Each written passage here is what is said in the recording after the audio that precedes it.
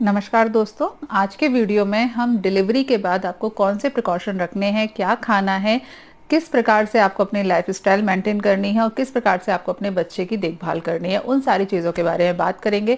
आज का वीडियो बहुत ज़्यादा इंपॉर्टेंट है क्योंकि बहुत सारे मिथ्स होते हैं सोसाइटी में, या फिर आधी नॉलेज होती है। मिथ्स तो नहीं बोलूँगी, आधी नॉलेज होती है, लेकिन फिर जो ज़्यादा पढ़े लिखे लोग हैं और जो घर के पुराने लोग हैं, दादी नानी वाली जो ये जनरेशन है, उनके बीच में एक कॉन्फ्लिक्ट डेवलप होता है कि क्या खाना है क्या नहीं खाना है। तो उन चीज़ों के बारे में हम बात करेंगे। पुराने जो सिद्धांत है उसका क्या कॉन्सेप्ट है, क्या लॉजिक है, उसको भी मैं आपको समझाने का प्रयास करूंगी। तो प्लीज वीडियो पूरा देखिएगा। लाइक शेयर सब्सक्राइब आपको करना है, वो आपको ऑलरेडी पता है। देखिए, आयुर्वेद में डिलीवरी के बाद का जो टाइम होता है, पहली बात तो उस स्त्री को धात्री कहा जाता है। जो दूध पिलाने वाली महिला होती है, जिसकी जस्ट डिलीवरी हुई है, उसको धात्री कहा जाता है। तो इस नाम को याद रखें, क्योंकि हो सकता है बार बार इस शब्द का प्रयोग करूं। डिलीवरी के बाद का जो टाइम होता है उसे आयुर्वेद में दो पार्ट में डिवाइड किया गया है। पहला होता है सूतिका काल, जो कि जनरली 6 दिन का होता है। इसको आप समझ सकते हैं वो वाला टाइम पीरियड जिसमें लेडी अस्पताल में एडमिट रहती है। वर्तमान समय में ये बहुत ज़्यादा छोटा हो गया है, 2 या 3 दिन ही अस्पताल में एडमिट रखा जाता है, उसके बाद छुट्टी हो जाती है। आयुर्वेद की पुरानी संहिताओं में 6 दिन तक लेडी को डॉक्टर के सुपरविजन में रखने की सलाह दी जाती थी, और जो शायद मुझे लगता है ज़्यादा सही थी, क्योंकि कई बार ऐसी होती है, कई अजीब अजीब कंडीशन होती है कि महिला को शुरू के 2 दिन तक कुछ नहीं हुआ, लेकिन तीसरे चौथे दिन से या तो महिला को या बच्चे को किसी ना किसी प्रकार के कॉम्प्लिकेशन डेवलप हो जाते हैं। तो इसीलिए पुराने समय में आयुर्वेद के जो सिद्धांत हैं उसके अनुसार जो स्त्री होती है जिसने डिलीवरी की है, उसे शुरू के 6 दिन तक आपको अंडर सुपरविजन में रखना चाहिए। उसके ऊपर बहुत ध्यान रखने की जरूरत होती है, बच्चे को भी मॉनिटर करने की जरूरत होती है। ये वाला जो टाइम होता है इसे सूतिका काल बोलते हैं। और उसके बाद में 6 दिन से लेकर 6 महीने तक का जो समय है वो बाद का पीरियड है, जिसमें लेडी आराम से अपने घर में रहकर अपने खाने पीने वगैरह अपनी जो लाइफ स्टाइल है उसको फॉलो कर सकती है। तो अब चूंकि जो टाइम पीरियड अलग अलग है, तो दोनों टाइम पे आपके खाने पीने के नियम भी अलग होंगे। शुरू के 6 दिन की हम बात करें तो मैं पहले जो कॉन्फ्लिक्ट डेवलप होता है वो मैं आपको बता देती हूँ।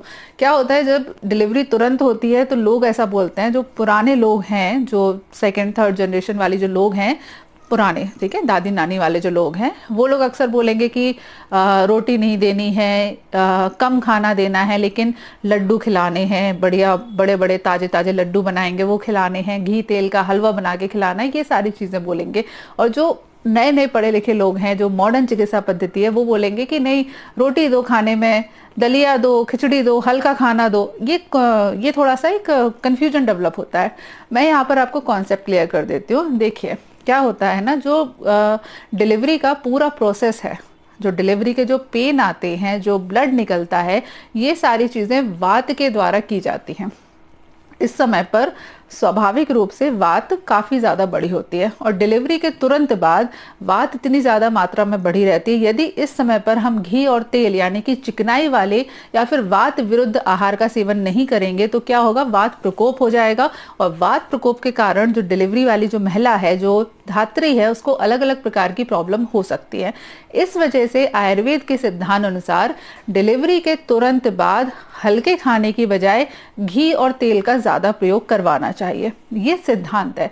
अब यहाँ कंफ्यूजन लोग ये कर देते हैं, मैंने कई जगह पर लोगों को देखा है कि लोग केवल लड्डू और ऐसी चीजें खिलाते हैं, बाकी जो पेट भरने वाली चीजें हैं, जो अन्न की चीजें हैं जिससे पेट भरता है, उसका सेवन नहीं कराते, तो बड़ी दिक्कत हो जाती है। और कुछ लोग केवल ये हेल्दी खाना, फ्रूट्स और ये सब खाना चालू कर देते हैं, सलाद देना चालू कर देते हैं, रोटी देना चालू कर देते हैं। मैं आपको बीच का रास्ता बताती हूँ। आपके लिए सबसे सही ये है कि आपको एक तो पेट भी भरना है, इसलिए रोटी सब्जी दाल चावल सब कुछ चालू करिए, लेकिन उसके साथ में अपने खाने में तेल की मात्रा को बढ़ा के रखिए। अगर आप कम खाना खाएंगे तो आपको वात का प्रकोप होगा, इसलिए आपको खाना प्रॉपर खाना है, अच्छे से खाना खाना है, लेकिन आपके खाने में तेल की मात्रा ज्यादा होनी चाहिए। तो तेल की मात्रा को पूरा करने के लिए आप जो भी देसी लड्डू वगैरह बनते हैं, जिसमें गोंद, ड्राई फ्रूट्स, हल्दी, लौंग, अजवाइन वगैरह वगैरह सारी चीजें होती है, उनका आपको प्रयोग करना है। यदि किसी कारण से आपका कोलेस्ट्रॉल लेवल बढ़ा है, या आपको बहुत ज्यादा मोटापा है, या कुछ भी है जिसकी वजह से आप इन सारी चीजों का सेवन नहीं कर सकते, ऐसी कंडीशन में आपको जो तेल के कैप्सूल आते हैं उनका प्रयोग करना चाहिए।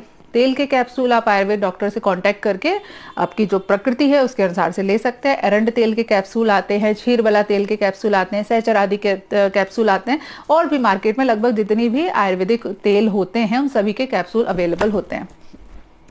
गेस्ट अपीयरेंस में हमेशा की तरह। हाँ, तो ये हुआ खाने का शुरू के 6 दिन का सिद्धांत। 6 दिन के पश्चात आपको अपने खाने में दूध और चावल का सबसे ज़्यादा प्रयोग करना चाहिए। इस मामले में भी बड़ी दिक्कत है, लोग बोलेंगे चावल का प्रयोग नहीं करना है, चावल बादी करता है, या ऐसा होता है वैसा होता है। नहीं भाई, जो भात होता है ना, उसे आयुर्वेद में स्तन्य जनन द्रव्यों में बहुत अच्छा बोला गया है। शाली चावल, षष्ठी चावल होते हैं, यानी कि 2 प्रकार के चावल होते हैं। इनको आयुर्वेद में स्तन्य जनन यानी कि दूध निकलवाने वाली दवाइयां जो होती हैं या खाने वाली जो चीजें होती है उसके लिए सर्वश्रेष्ठ बोला गया है। तो 6 दिन के बाद में जो धात्री महिला है, जो लैक्टेटिंग मदर है, उसको दूध और चावल का ज्यादा प्रयोग करना चाहिए। लेकिन जो वर्तमान समय में कुकर में बने हुए चावल होते हैं, जिसमें जो मंड होता है ना, जो चावल का पानी होता है वो चावल के अंदर ही रह जाता है, वो अपेक्षाकृत नुकसान कर सकता है। इसलिए मैं आपको एडवाइस दूंगी कि जो आप तपेली होती है, कोई भी बाउल होता है, 1 मिनट बैठ जाना बेटा, थोड़ा काम करने दे। जो तपेली या बाउल होता है उसमें आप चावल बनाइए, जो ऊपर का पानी होता है उसको निकाल दीजिए, और फिर जब चावल बिल्कुल बहुत ही अच्छे से बिल्कुल पतले हो जाए, गल जाए कि आप उनको हाथ से ऐसे मसल सकें, इस प्रकार के चावल हो जाए, तो दूध और चावल का सेवन कराइए। ये दूध निकालने के लिए बहुत ज़्यादा अच्छा होता है। तो लैक्टेटिंग मदर को शुरू के 6 दिन तक घी और तेल का ज़्यादा प्रयोग करना है, शुरू के 6 दिन के बाद में दूध और चावल का ज़्यादा प्रयोग करना है। तो ये हुई खाने वाली बात में। इसके अलावा नॉर्मल हेल्दी खाना जो है, रोटी सब्जी दाल चावल, सभी प्रकार के फ्रूट, सभी प्रकार के सलाद, इन सारी चीजों का सेवन आप कर सकते हैं, निसंकोच होकर कर सकते हैं, लेकिन थोड़ा अल्प मात्रा में करें। एकदम से ज्यादा मत खाइए, ठीक है। एकदम से ज्यादा खाएंगे, एकदम से फ्रूट ले लेंगे तो नुकसान पहुंचा सकता है, या बहुत ज्यादा रोटी खा लेंगे, सूखी सूखी रोटी खाएंगे, या सूखा सूखा दलिया बनाकर खाएंगे, उसमें कुछ भी तेल नहीं है, कुछ भी चिकनाई नहीं है, तो ये वात का प्रकोप कर सकता है। तो प्लीज इस चीज का ध्यान रखिए।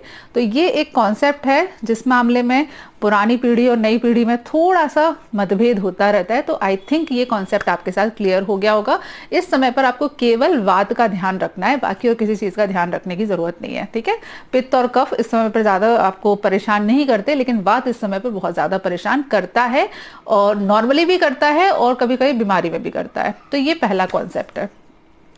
दूसरी एक चीज जो मुझे आप लोगों के साथ स्पेसिफिकली करनी है वो ये है कि आयुर्वेद में डिलीवरी के तुरंत बाद पेट के ऊपर कपड़ा बांधने की सलाह दी जाती है, क्योंकि इतना बड़ा बच्चा और बच्चे के साथ में जो कुछ भी अंदर था, पानी था, प्लेसेंटा था, एक्स्ट्रा ब्लड ग्रोथ थी, इंडोमेट्रियम की जितनी भी सारी ग्रोथ हुई थी, वो सारी चीजें एकदम से निकल जाती हैं सडनली।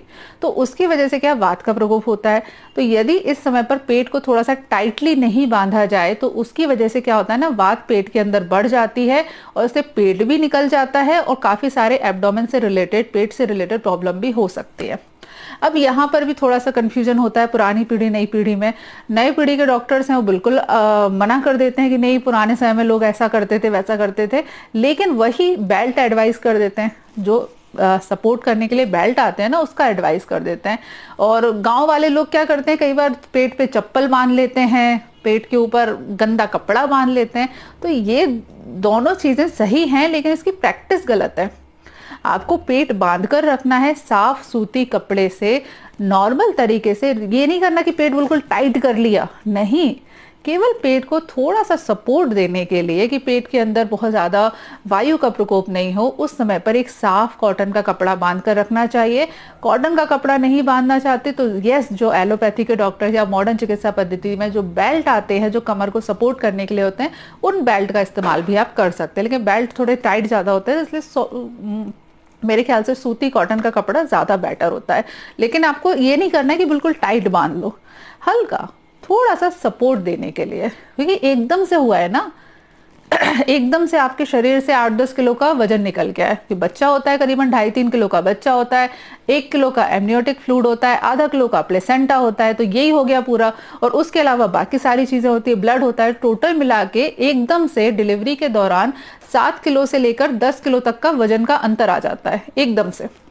तो एकदम से जब इतना अंतर आएगा तो वायु के प्रकोप होने के कारण या वायु के प्रकोप होने के चांस जो होते हैं ना, वो थोड़े से ज्यादा होते हैं।